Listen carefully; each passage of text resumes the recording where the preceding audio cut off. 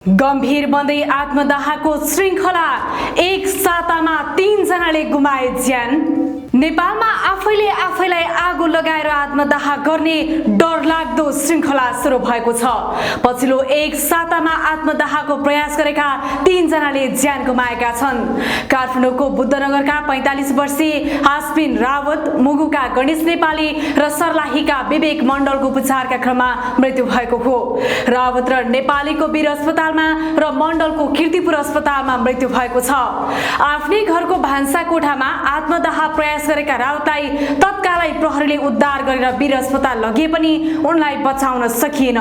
50% भन्दा बढी शरीर जलेका रावतको असार 27 गते मृत्यु भएको हो। व्यवसाय समेत रहेका रावत बिरामी थिए। 26 वर्षीय गणेश नेपालीले गत बिहीबार काठमाडौँको त्रिपुरेश्वर स्थित राहदानी विभाग अगाडि पेट्रोल छर्केर आत्मदाहको प्रयास गरेका थिए। घटना लगतै उनलाई उद्धार गरी वीर अस्पतालमा भर्ना गरिएको थियो। उनको पनि उपचारका क्रममा मृत्यु भयो।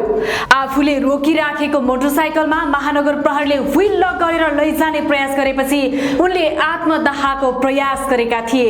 आत्मदाह प्रयास गरेका सर्लाहीका 34 वर्षीय विवेक मण्डलको 30 गते उपचारकै क्रममा मृत्यु भयो।